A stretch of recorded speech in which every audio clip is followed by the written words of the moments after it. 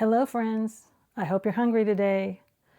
For our project we are going to make a taco using the magic circle we learned. So let's crochet and then eat. During the video today I will be putting the pattern up on the screen so you can see what it looks like, and I will be using these abbreviations that you've learned already. For this project we will need gold yarn in the color of a corn tortilla. And this one may be a little bit dark, so if you want to go lighter or more yellowy, that's fine. Or if you want to do a white flour tortilla, you can do like a cream color instead of gold. We'll need brown for the hamburger, green for the lettuce, yellow for the cheese, and red for the tomatoes. Notice there's not a lot of tomatoes on there. You will also need a needle. We are going to put together our work. I hate to use the word sew, but you know, it is what it is. When working in the round, it is good to have a stitch marker. Now they make all kinds of fancy ones, but this one is a twist tie from a bread package, and you can mold it into any shape you want. You can squeeze it shut, you can do whatever. So I like to do those with they have the wire in them. Also, remember I told you a while back that I have this magnet, and I use this to keep my needles on because they are magnetic, and also this is magnetic. So it's just kind of handy sometimes. All right, needle, magnet goes away. And of course you need a hook. And I am using, I don't know if you can see that, it is a 4.0 millimeter, and this one's hard to read, so I'm just telling you. 4.0 millimeter hook for the size. All right, let's get started. For round one, we start with a magic ring with 6 single crochets in it. And remember, I said to start a slip knot, we pull the working yarn over the tail, and then we can do our chains to work back and forth in a row. But these are rounds, remember? So instead of pulling over the tail, we are going to bring it under the tail for the magic circle. Stick that in there, pull up a loop, and chain 1. Then in the circle, you'll have the circle and the tail on the upside, and just the rest of the circle on the downside. So reach through, pull up a yarn, and do the crochet. There's your first single crochet, and we need 6.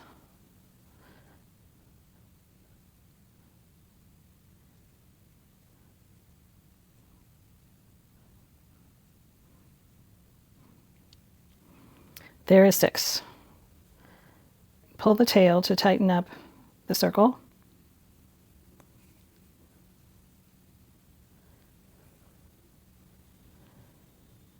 That's your round 1. For the second round, we need to put 2 stitches into every single crochet that we just did. We did 6, so now we need to put 2 in each of those, and we will end up with 12.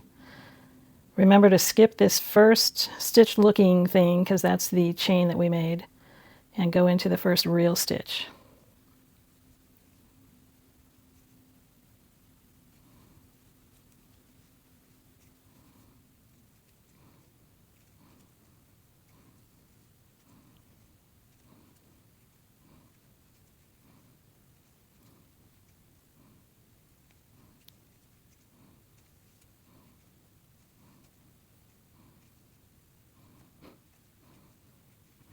And 12. There we go. To continue, we are going to now do 3 stitches into every 2 stitches. So we need to do 2 in this one and 1 in this one. 2, 1, 2, 1, 2, 1, and we'll end up with 18 stitches all around. In this row is where I like to start using my stitch marker, because I will be listening to something or daydreaming and I will get distracted. So when I do this, I stitch the first crochet, and then I put a marker into that first loop that we just did. Okay? And with these wire things, you can pinch them closed so they don't fall out very easily. Okay, there's 1, and we need to do 2 into that first stitch. And then 1.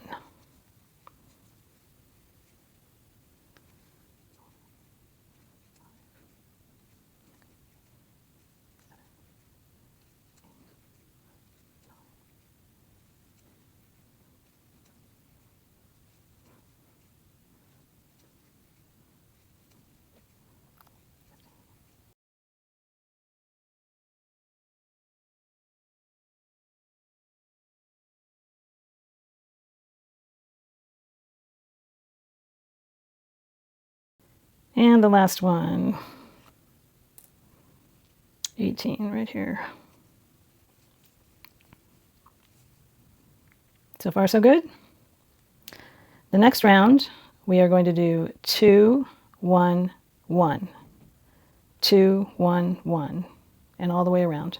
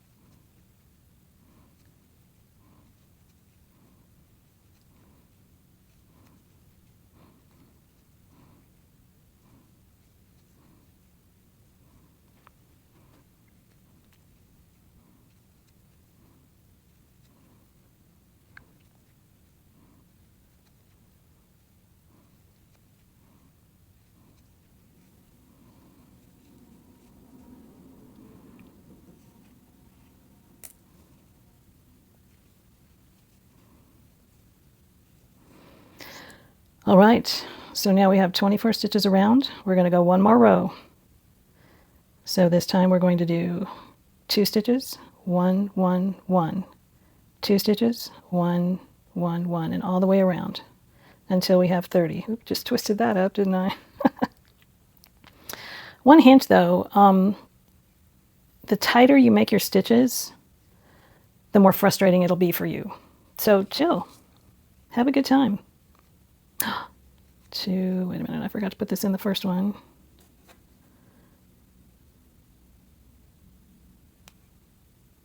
Yes, right there. See what happens? My mind gets distracted. Okay, so there's 2, then we're going to do 1, 1, and 1. And repeat that all the way around. 2, 1, 1, 1, 2, 1, 1, 1.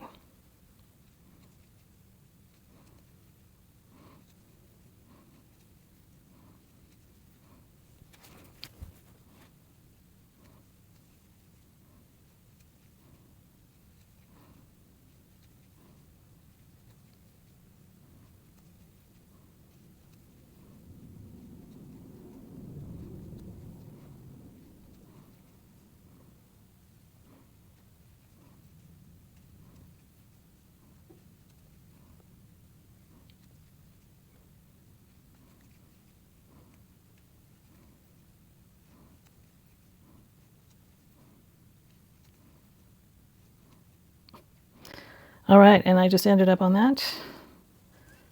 My mind was wandering. There we go. And you ready for our last row? So what do you think we're going to do on this next row? You got it. Single crochet increase here, which means there's going to be 2 stitches in this one. And then we are going to do a single, single, single, single for 4 times, 4 single crochets. Last round, are you ready?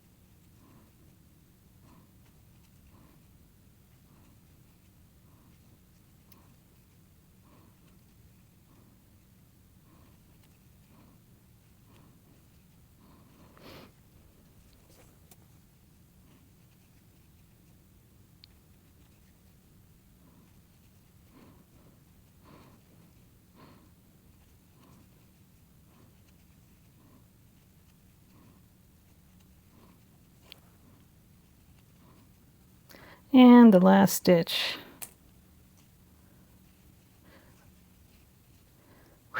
We made it. All right.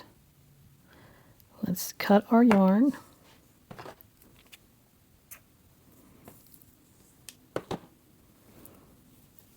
Pull it through.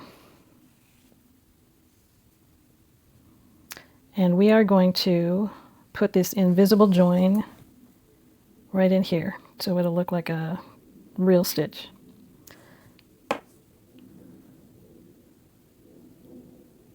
So thread our darning needle,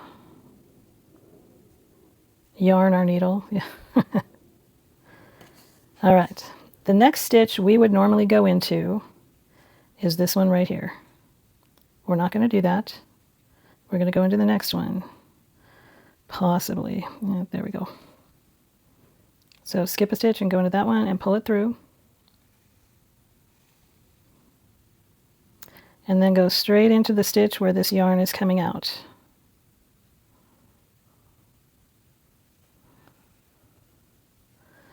Now, pull that tighter so it matches the length of the other stitches. And then we are going to sew in our ends, weave in our ends for those who don't like to sew. And remember, just grab the back threads, yarn. Try not to go into the front.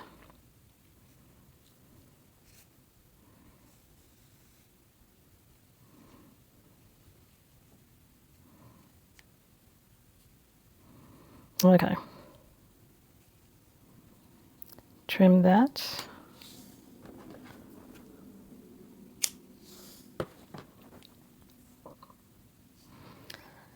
I am going to leave this in here because we need a little bit of filling in here. I mean, we're going to have some, but now fold this in half. And there's your taco. But we need to fill it first. So what do they put in first at Taco Bell? Oh, can I say that out loud? I'm not sure if I can, but I just did, so there it is. They do meat. So I tell you, this is what I'm doing. I did a figure 8 with my meat, and I'll show you how I do this on all of them because it makes the yarn stay together better. I like to put my end in the middle, so I'm going to start here. Do a Spock thing if you can, and just go around and in, around and up, I guess, around and up, around and up, around and up. Okay. And I end up with the end on the inside. That's good. That's what I want for the hamburger. Because you know, when you get ground beef, it kind of comes out in these lines. So I'm going to keep it that way. And you put that in there and kind of make sure it sticks out a little, but not too much. And we'll fix that later. Okay, so there's your ground beef. Now let's do the lettuce. We want this just a tad bit smaller. I've already wound this up, but we'll see. And these, it doesn't matter if these ends are on the end because we're going to have shredded lettuce anyway. And it's going to be shreds, and you will see what I mean. So I'm going to lay these up this way because they won't stack up this way without falling over. There's our lettuce. Cheese, the very best part of everything, goes next. You honestly don't have to do this figure 8 thing. I just do because it stays together better instead of unraveling and falling apart. However, this tomato will unravel and fall apart, so because it's so small. So whatever that is, like 6 inches or so. So this one's just going to go that way, and it's small up there. All right. Fold up your tortilla, your corn tortilla, and we are going to sew. No, we're going to connect things together because we don't sew here if you don't like sewing. And you just want to make sure when you sew together that you've got parts of it sticking out. Oh, I probably should have threaded my needle first, huh? Thread your needle first. Hopefully you didn't mess up too badly. And you are going to get, let me see, get about 5 lengths. 1, 2, 3, 4, 5. of your shell. That will give you enough yarn to put it together. All right, oh, didn't even thread it yet.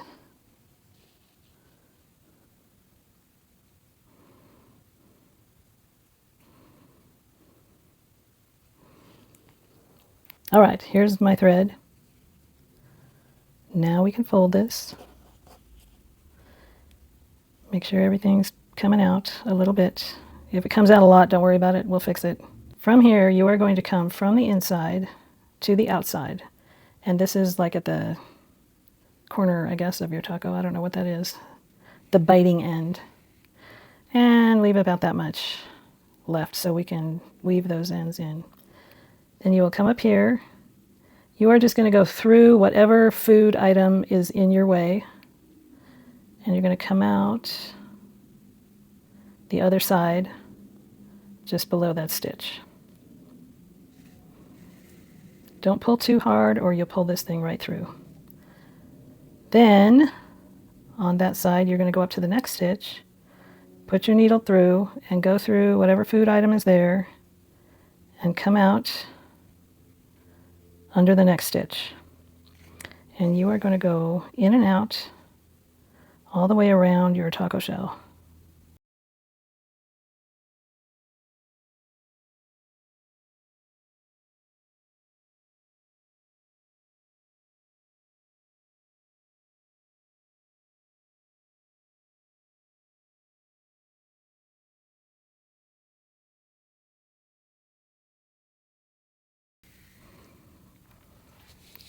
Now when we get to the top and we come back through, one of these stitches at least needs to be on top of your food. Otherwise it could just fall right out and you don't want that to happen. So one stitch at least needs to be on top of everything. Then you can do the other ones kind of underneath some of it.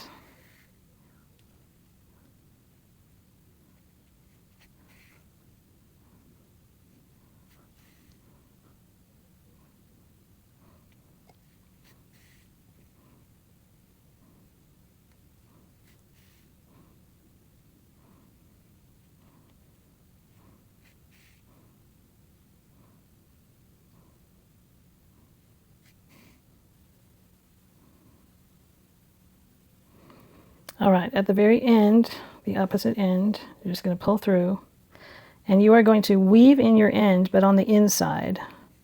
So you're going to grab some yarn and you have to kind of do this by feel. The only thing you're going to see is if you come up through and you don't want that. So just grab yarn, whatever yarn you can in there until you feel like you've grabbed enough. Then you can come out, pull it through, and snip it off. Now when you snip it off, you think, oh, I've got this little end thing right there, and you'll be able to tell. So just pull it a little bit and you'll find. But now we have this end we need to do the same thing with. So that looks a little short, so I'm going to show you a trick. Because if I were to thread it, I may not be able to get the needle right where I want it to be. So here's what I'm going to do. I'm going to start threading that needle. Ooh, don't want that. There we go. Like right in there. That's a tough one. That's good. And then, when it's in there where I want it to go, then I'm going to thread it. See how I can do this. You know, I've done this so many times before, and now that I'm showing people, it's like, how do I do this? Okay, here we go. So I've got my thread, my yarn. And then turn my needle so I can get the yarn in there. Pull it through. Okay, it worked. Good. So then pull it through like you did the other one. Snip it off. And work it in there. Almost done. I know, you're thinking, what kind of taco is this? Well, we'll make it look good. So, like I said, this hamburger, I usually leave the way it is. I know you can't see much of it. because hamburger, raw hamburger, I don't know if you've seen it, comes in these stringy things. And when you brown it up, it kind of stays stringy. So I'm going to leave the hamburger the way it is. But whenever I get a taco, the lettuce is always shredded, the cheese is shredded, and the tomatoes are chunked up really small. So I'm going to take whatever lettuce loops I have and cut them. And the cheese loops as well.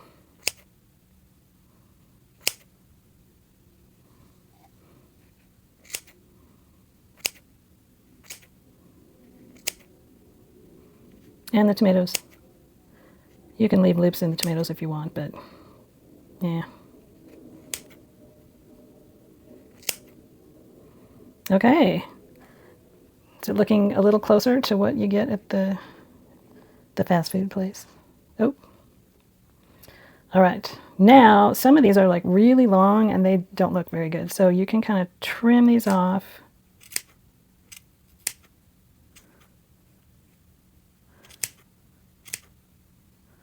Try and do that a little unevenly so it looks natural. And that's a little better. Sometimes you might want to trim it really close, and that's fine if you want to do that. This is up to you. But there is your taco. And next time you have a fiesta, you can make 10 of them and put them on the table, and everybody will say, "Ooh, how did you do that?" And now you'll be able to tell them, "Go watch my video." So anyway, there it is. There's your taco for the day. Happy eats.